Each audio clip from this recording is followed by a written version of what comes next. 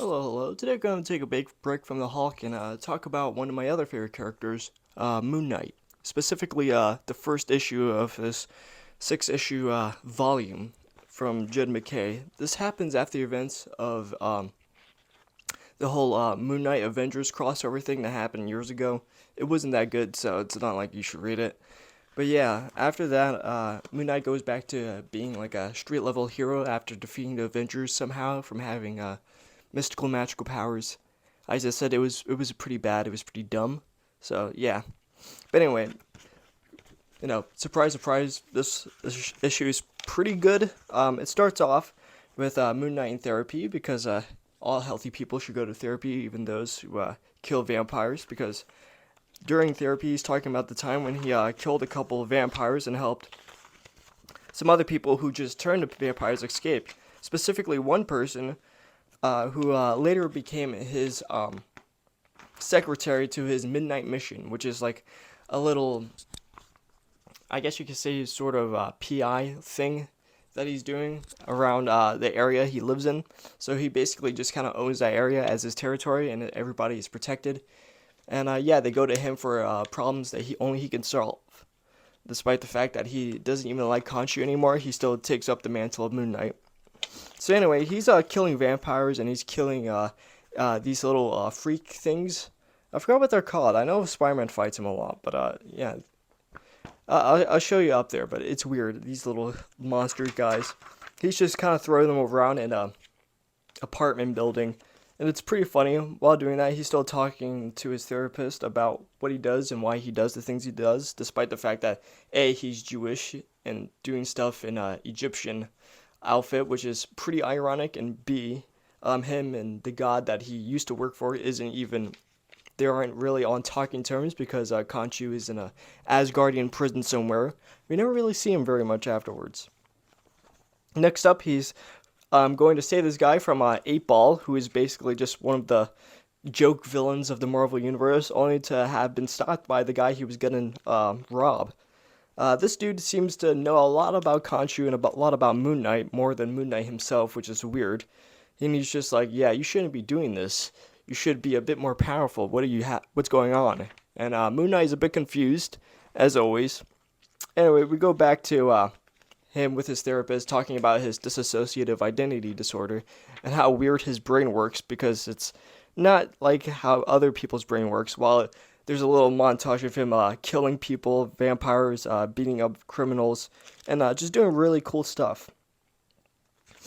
While at it, the guy that he saved goes back to his house and is apparently a Moon Knight himself. He's called the Hunter's Moon, and he wants to replace Moon Knight, or at least he feels that Moon Knight isn't doing his sworn duty of the thing that Khonshu told him to do, and is going to, fight him and take the powers that doesn't belong to him anymore. At least that's not what he thinks it belongs to him. Anyway, yeah, this was a pretty good issue. It's a pretty good story overall. Like, this entire volume is really great, and I'd love to continue talking about it if that's what you guys want me to do. But anyway, I'll give this first issue a 9 out of 10. It's a really good start for people who want to know about Moon Knight without getting too bogged down with all, like, I think it's almost like 60 years of storytelling. So yeah, I definitely recommend this. And that's all for today. Like, subscribe, comment down below, and I'll see you next time. Hello, hello. Today we're back with the second issue of Moon Knight by Jed McKay, and this has got to be one of the crazier issues I've ever seen. So basically, it starts off with this guy named Soldier being attacked by a bunch of old people with red eyes. Yeah, it gets pretty crazy.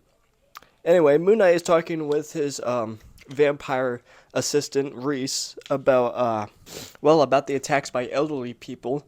And Soldier came in and talks about, like, yeah, I've just been attacked by a bunch of old people with red eyes, and it's really weird. So Moon Knight decides to get him some help and tells him where they all come from. So Moon Knight goes to the apartment building where they're all at and finds out that he's also being taken control of. And it turns out this janitor-looking dude is the one doing it. You see, he's doing it with his sweat. He puts his sweat into, like, their food or drinks and is able to control them from there, which is disgusting and weird and ew, yeah. But anyway, Moon Knight's just like, okay, try to take control of me. let me taste your sweat. And so Moon Knight decides to taste his sweat. Yeah, this one is a really gross one, and the guy tries to take over his mind.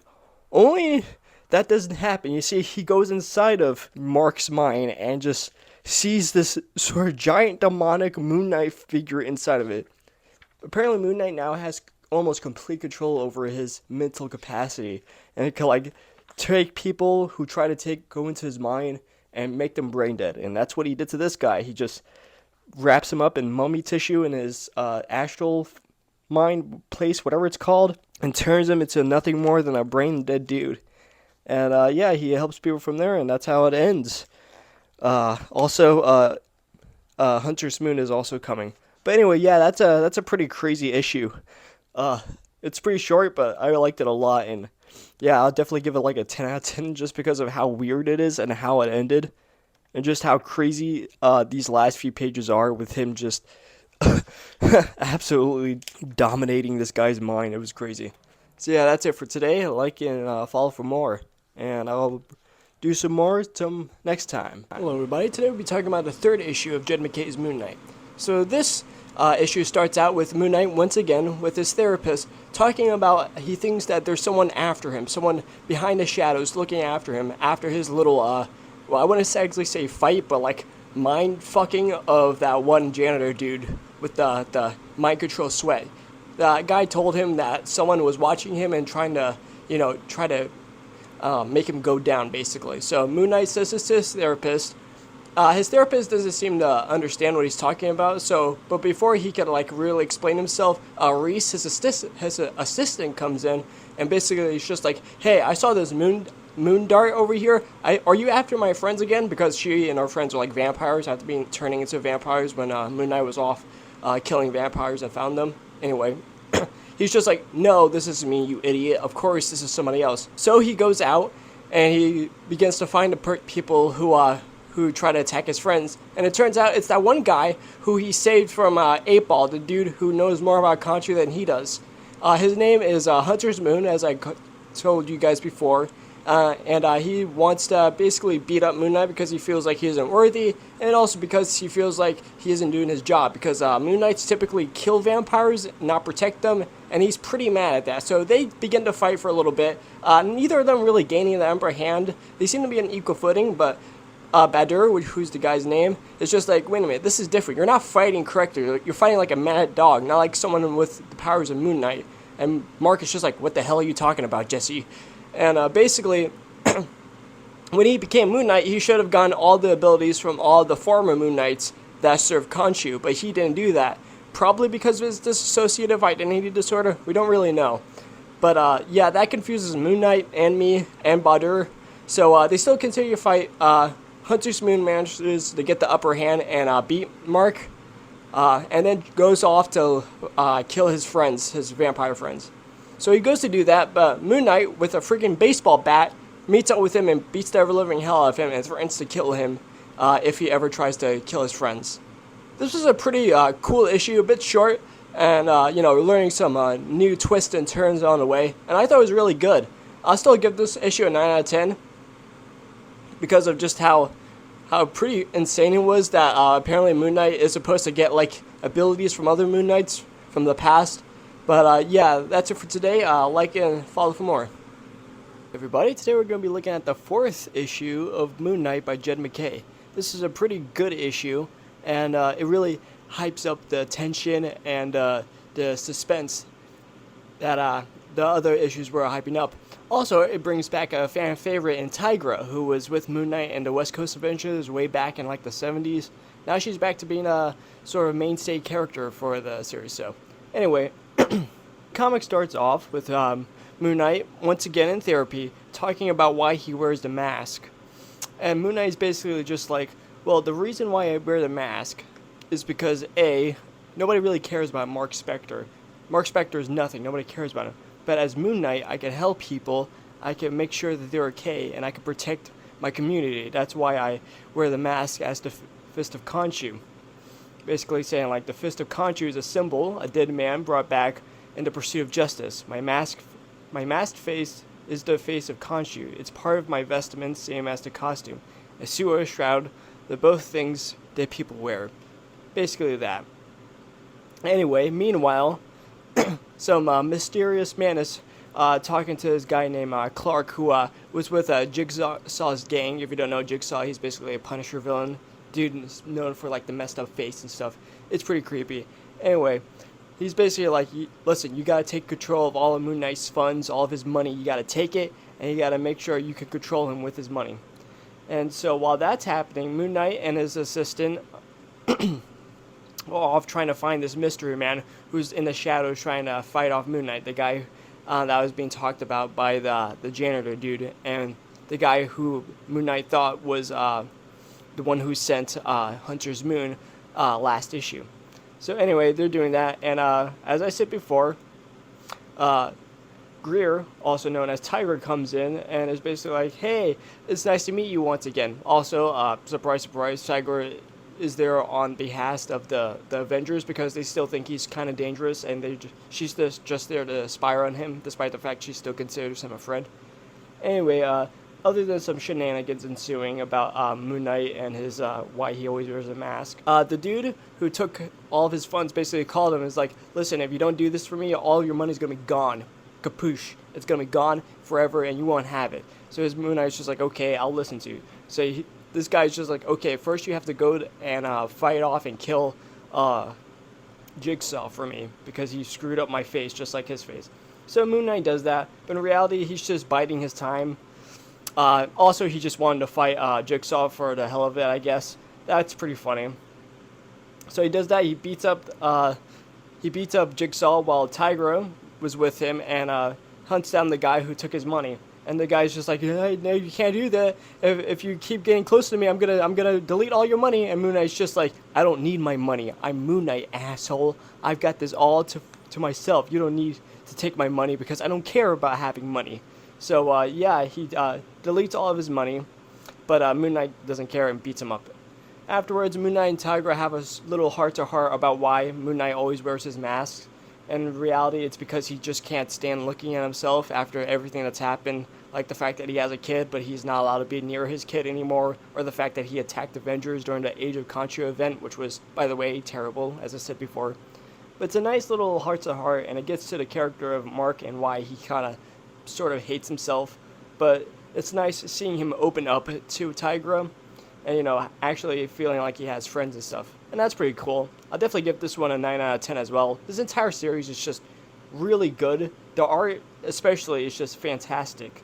And, yeah, that's all I have to say today. Like and follow for more, and I'll see you next time. Hey, everybody. Today we're going to go over this 5th issue of Moon Knight by Jed MacKay. And this is a pretty good issue. There's a lot of twists and turns in these issues. I know I keep saying that over and over again, but it's true. This is just a really good run of Moon Knight, and one of the best runs I've ever read for a single character like this. So anyway, there's sort of like 2 plots going on. The first plot is Moon Knight is called by one of the people who saved Terry, who told him that there's something wrong with Soldier. Apparently, Terry says that Soldier, the guy that follows Moon Knight, apparently he's a secret Hydra agent and was the one all along pulling the strings and trying to take down Moon Knight. So Moon Knight tries to figure out who Soldier is and why he's doing this. While the B plot really is about Moon Knight himself and his his association with his mental illness, his religion, and what he thinks about Khonshu now. And it's a pretty interesting conversation he has with his therapist, talking about why he's Moon Knight, even despite the fact that he's being Moon Knight literally took everything from him. And that's pretty much saying that the reason why he's Moon Knight is simply because of that. He doesn't have anything. His kid and the girl that he loved is gone because they're afraid of him. His god is gone. Well, Khonshu is gone because he tried to take over the planet and tried to fight the Avengers. So all he has is the title Moon Knight, and that's what's really keeping him going. And it's a really interesting conversation. I can't go too deep in it right now, but it's super cool. And yeah, I definitely would recommend reading it because it's that cool. Anyway, back to the A plot. He finds Soldier, and apparently Soldier was just all locked up, chained up to like a heater by his neck, and apparently he isn't the one pulling the strings, and it's somebody else. and apparently there's a giant bomb in there that's gonna blow up if he doesn't save him. So Moon Knight tries to get the chains off while the bomb is ticking down, and while he saves him, the bomb still blows up in his face. But Moon Knight manages to survive, and apparently it was Terry all along who was the string puller of this entire little fiasco. And yeah, he was evil all along. Who would have guessed it was the Ginger? Anyway, yeah, Terry says, yeah, I'm the one who's doing all this crazy stuff. I'm the one who took all your money. I'm the one who hired that sweat janitor guy. Yeah, that's basically me. And his new name is now Zodiac. Apparently Terry isn't in his real name. His name is Zodiac. And that's where the comic ends. Fantastic issue all around. It's pretty great, honestly. And I really love the series. It's probably the best going on in Marvel right now, other than like Daredevil. So yeah, I give this one like a 10 out of 10 because of all the crazy stuff that happens. And I'll see you next time. Hi everybody, today we're going to go over the 6th and last issue of this one volume of Moon Knight by Jed MacKay. So this starts off exactly at the end of where the 5th issue starts off with Terry, who's also known as Zodiac, beating the ever-loving hell out of Moon Knight after he blew him up. So yeah, he's getting beaten up. He isn't really winning this fight because he just got blown up in a building, obviously. While this is happening, well, before this is happening, Terry, Zodiac, actually, is basically telling Moon Knight that he doesn't want to kill him just yet. He wants to build him up, make him better, because he feels like he's being weakened by getting all these people to help him. He should be alone. He should be the Moon Knight, the lone fighter of darkness, and all that other cringe, edgy stuff. Anyway, Reese, his assistant, goes to meet Badur, who is, of course, Hunter's Moon, and it's just like, hey, listen, I don't like you, you don't like me, I know Moon Knight said he'll murder you if you show up, but he needs your help right about now, so if you don't do that, he'll die.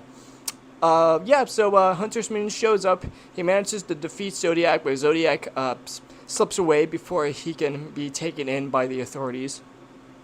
And Badur takes up Moon Knight and helps him up and starts to, heal him, uses this weird Egyptian healing method while also telling his story. So basically, Hunter's Moon was born in Egypt, Badur, as a doctor, and he was pretty smart. He was a Muslim, and he knew basically all of his rights, he knew all of the Quran, and he was a pretty smart guy, but he couldn't really understand, like, the spirituality part of it. And so because of that, he became a strict rationalist. He didn't really believe in God or any of that stuff. Until one day where he was just walking down the streets and he was killed by a bunch of vampires. And so Khonshu, the patron god of the Moon Knight, comes in and gives him a new life as his second fist of Khonshu as the Hunter's Moon. And then that's when, Badur is just like, I finally understand what it's like to have something spiritual. I finally understand what it's like to see God. And he becomes the second Moon Knight, the Hunter's Moon, not really Moon Knight, but you get what I mean. While he's doing that, he's doing that weird Egyptian healing thing where he just kind of wraps Moon Knight up in like a cloth and basically mummifies him, but apparently it works, and then he heals and gets better.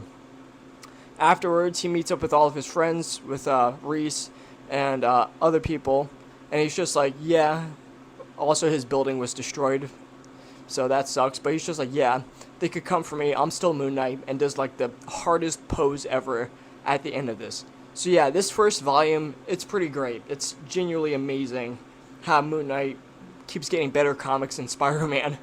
But yeah, I would definitely recommend this. It's amazing, it's great, it's phenomenal, amazing.